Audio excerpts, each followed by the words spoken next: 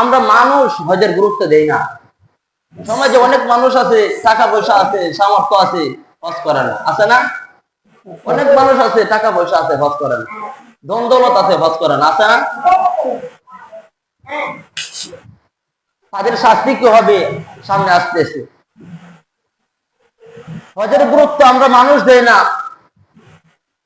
দেখেন হজের গুরুত্ব কিভাবে এক পিপিলিকা দিচ্ছে, কিতাবের মধ্যে লেখছেন এক দ্বীপের মধ্যে চতুর্দিকে সাগর আর সাগর, পানি আর পানি,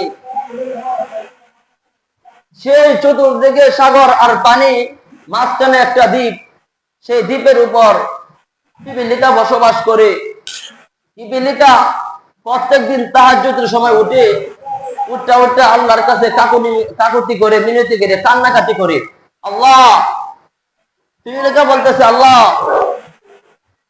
কত মানুষ দেখি তোমার ঘর জিয়ারত করে, তোমার মেহমান হইয়া বাইতুল্লাহ তওয়াফ করে, রাসূলুল্লাহর রওজা জিয়ারত করে, জিনারা তওয়াফ করে, রাসূলুল্লাহর রওজা জিয়ারত করে।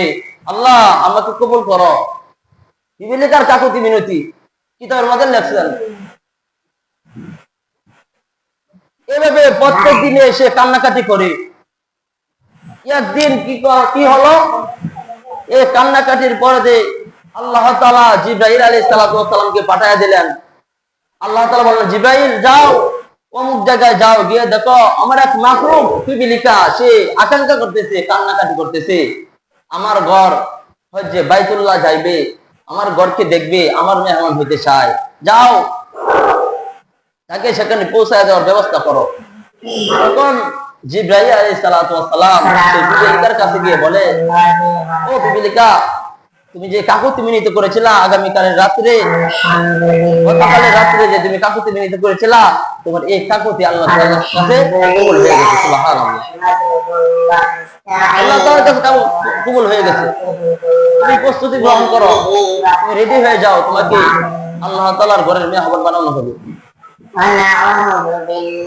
তখন জিবরাইল আলাইহিস সালাম বাসর বন থেকে একটি কবুতরকে বললেন, এদিকে আসো, তোমার কাজ আছে। কি কাজ? যে এই পিপিলিকাকে, এক পিপিলিকাকে তুমি মক্কায় পৌঁছায় দিবা, সে আল্লাহর ঘর দেখবে, আল্লাহর ঘরে মেহমান হবে। তখন এই কবুতর আল্লাহ তাআলার ঘরে নিয়ে যাওয়ার জন্য এই কবুতর আসছে। তখন এই পিপিলিকাটা পা দিয়ে বায়া বায়া তার পিঠের উপরে দিয়ে বসে, বসার পরে সে উঠতে পারে দিতে গিয়া মক্কায় বাইতুল্লাহ গিয়ে হাজির হয়ে গেছে। সুবহানাল্লাহ, পিপিলিকার হজ আল্লাহর মেহমান, মানুষ উপযুক্ত হয়েছে হজ। দুনিয়ার এমন কোন হাজি নাই যে একজনকে হজ করবে, একজনকে বিমান দিয়ে হজ করবে একজন। আজ পর্যন্ত কোনো প্রমাণ পাওয়া যায় না, কিতাবের মধ্যে পাওয়া যায় এই পিপিলিকা। একজন প্যাসেঞ্জার, একজনই পরিচালক।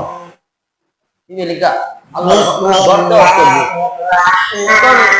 যখন সেখানে গেলেন, যাওয়ার পরে জিবরাইল বলতেছেন, ও পিপিলিকা, তুমি নামো, এই দেখো সামনে তালা দেখা যায়, এটা হলো আল্লাহর ঘর। এই হলো পিপিলিকার অবস্থা। আর আমরা মানুষ, আমরা উপযুক্ত হয়েছে, সমাজে অনেক মানুষ আছে কিন্তু উপযুক্ত হয়েছে, কিন্তু হজ করে না।